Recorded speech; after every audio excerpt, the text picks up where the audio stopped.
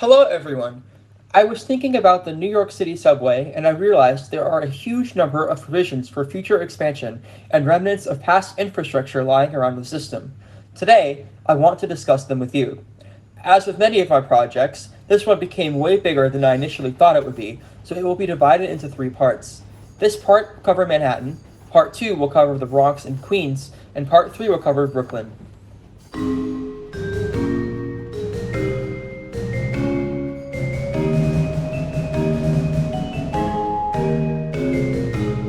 Before we begin, I want to give a huge shout out to Welcome to an Experience for letting me use their footage in this mini-series.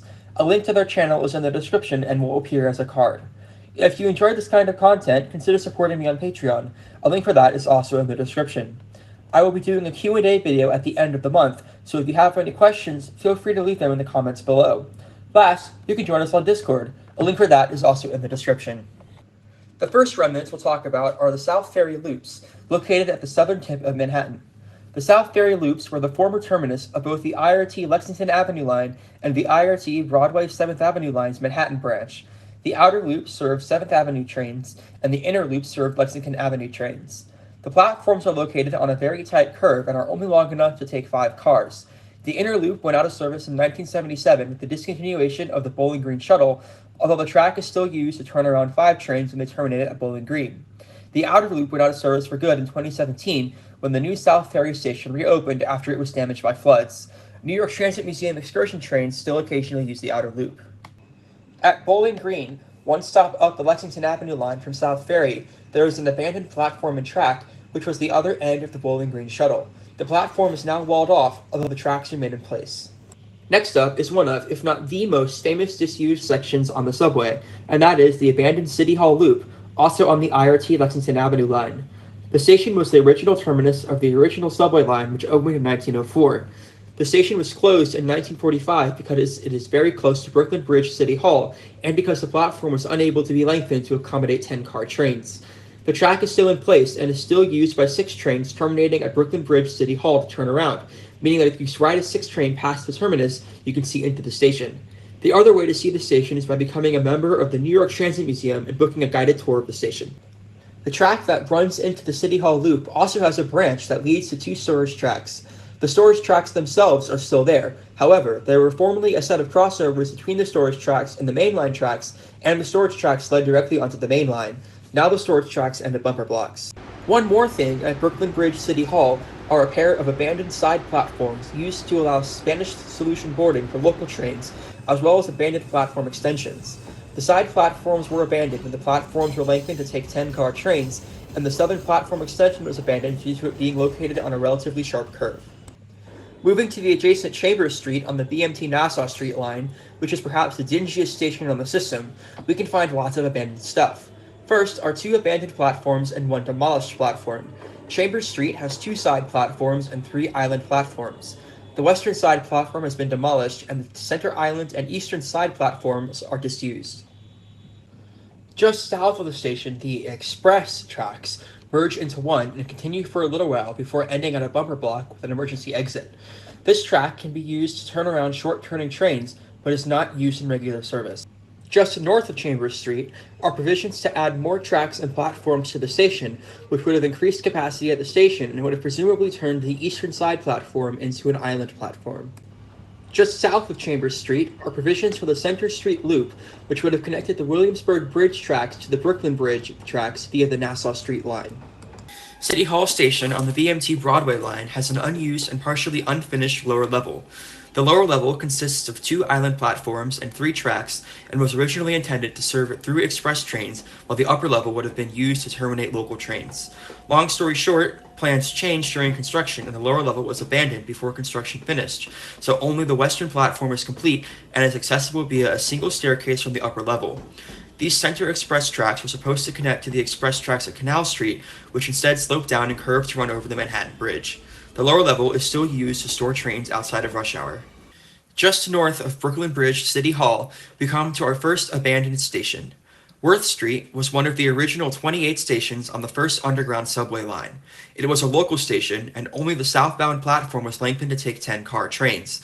The station closed in 1962 due to platform lengthening at Brooklyn Bridge City Hall, making the two stations too close to one another. At both Canal Street and Bowery on the BMT Nassau Street line, there is an abandoned island platform. The Nassau Street line was formerly quad-tracked through the area, although the express tracks ended at bumper blocks just south of Canal Street. J trains used to use the two outer, local tracks, with the express tracks being unused. The two now abandoned island platforms went out of use in 2004 when the line was reconfigured and the southbound express track was connected to the rest of the line south of Canal Street. Now all J trains use the two southbound tracks, while the northbound express track has been ripped out, leaving an abandoned platform at both stations. The 2nd Avenue subway, also known as the IND 2nd Avenue line, has had many issues with its construction over the years. However, in the 1970s, 4 tunnel segments were constructed before the project was shelved. The first segment is near Canal Street and runs under the base of the Manhattan Bridge. The tracks would have run to Grand Street on the Christie Street connection, where a cross-platform transfer would have been available. Moving north, the second tunnel segment runs between 2nd and 9th Streets. The third segment is between 99th and 105th Streets, and the fourth segment is between 110th and 120th Streets. The third segment was renovated as part of Phase 1 of the modern 2nd Avenue subway project, and will presumably be used as part of Phase 2 if it ever gets built. Likewise, the fourth tunnel segment will be used in Phase 2. At the Manhattan Bridge's Manhattan end, the northern set of tracks runs into the Christie Street connection, while the southern tracks run into the BMT Broadway line. However, before the Christie Street connection was built, the southern tracks ran into the Nassau Street line, and the northern tracks ran into the Broadway line. Just north of Chambers Street, the eastern tracks continue in parallel to the western in-use tracks before curving to the east just south of Canal Street. There are formerly crossovers between these tracks and the Broadway line's bridge branch. Further to the east are remnants of when the Broadway tracks ran into the north side of the bridge and the Nassau Street tracks ran into the south side of the bridge. Adjacent to Essex Street on the BMT Nassau Street line is the Williamsburg Bridge Trolley Terminal, also known as the Essex Street or Delancey Street Trolley Terminal. This was where the numerous streetcar routes that ran over the Williamsburg Bridge would terminate. The terminal has 8 balloon loops which were used to quickly turn streetcars around and to send them back into Brooklyn. The terminal closed in 1948 when streetcar service over the bridge ended, but the terminal is still there and is visible from the platforms at Essex Street. Lines that serve the terminal include the Nostrand Avenue line, now the B44, the Belt line, the Broadway line, the Reed Avenue line, now the B46, the Wilson Avenue line, now the B60, the Ralph Avenue line, now the B47, the Bushwick Avenue line, the Sumner Avenue line, now part of the B15, the Tompkins Avenue line, now part of the B43, and the Williamsbridge Local and the Grand Street line, now the Q59, and the Franklin Avenue line, now the B48. At 2nd Avenue on the IND 6th Avenue line, the center tracks continue to the east of the station where a third trackway forms.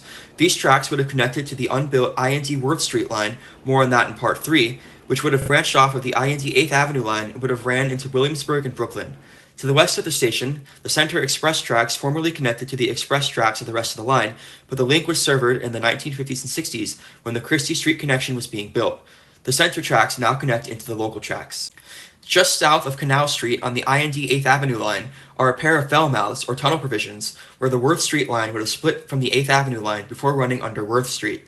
At East Broadway on the IND 6th Avenue line, there is an open space above the platforms where platforms for the Worth Street line would have gone.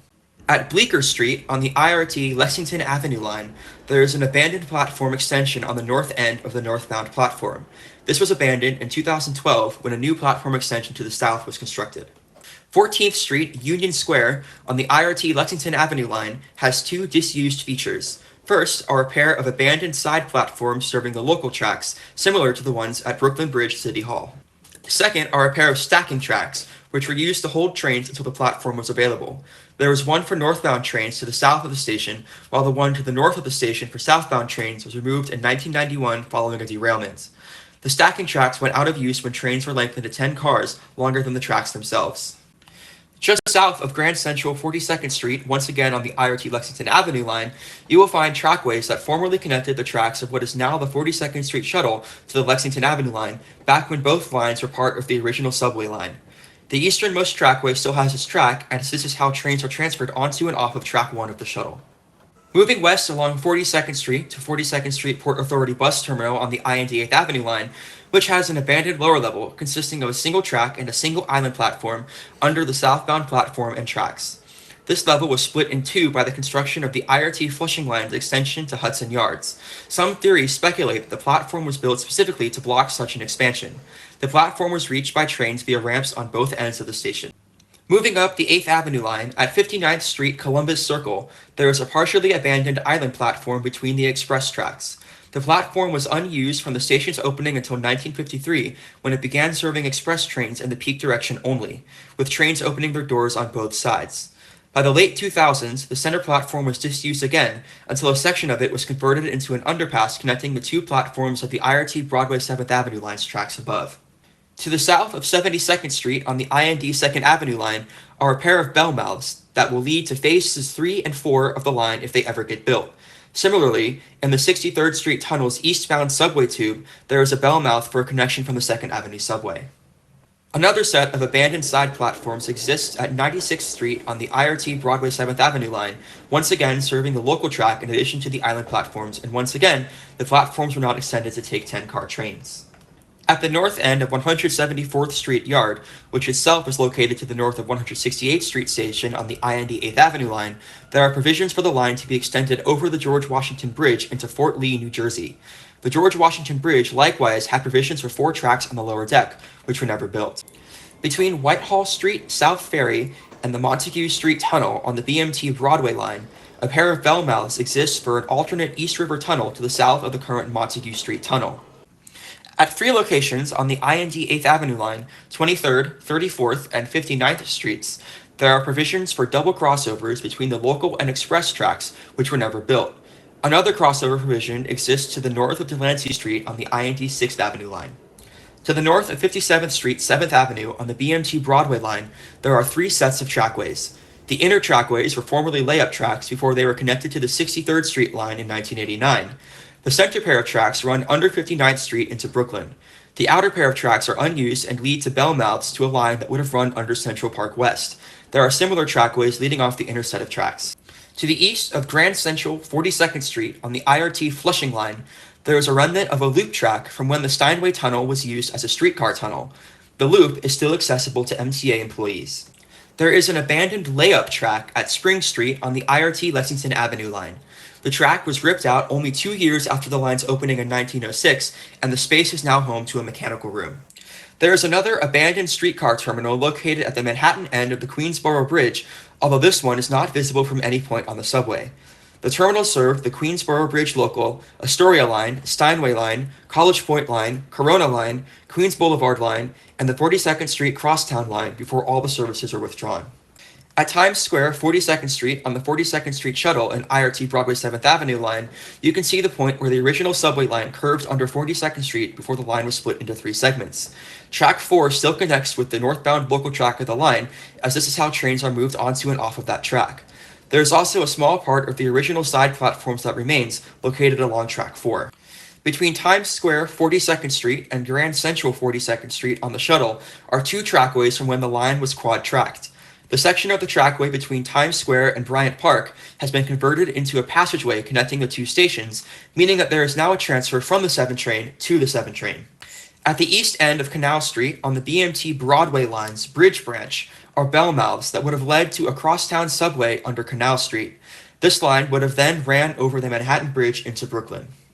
At the east end of Essex Street, there is a provision to add a 4th track to the station if demand ever rose to the point where it was needed. The tracks would have run through the streetcar terminal. The tracks on the BMT Nassau Street line continue south past Broad Street to a flying junction with the Montague Street Tunnel, which was used by BMT trains running in the loop service pattern, and more recently by the Brown M, removing the need for trains to change end in Lower Manhattan. Another abandoned station in Manhattan is 18th Street on the IRT Lexington Avenue line. This was another of the original 28 stations and was closed due to platform lengthening at 14th Street Union Square, the next station to the south. The last remnant or provision in Manhattan is a 3rd abandoned station, 91st Street, which is located between 86th Street and 96th Street on the IRT Broadway-Seventh Avenue line. The station was closed due to platform lengthening at 96th Street. That is all the remnants and provisions on the New York City subway, and a little bit of trolleys, in Manhattan explained. Be sure to be on the lookout for parts 2 and 3, which will come out in the coming months. If you enjoyed the video, please consider subscribing to the channel and liking the video. If you want to support me further, you can join us on Patreon or as a YouTube member. Thanks for watching, and I'll see you in the next one.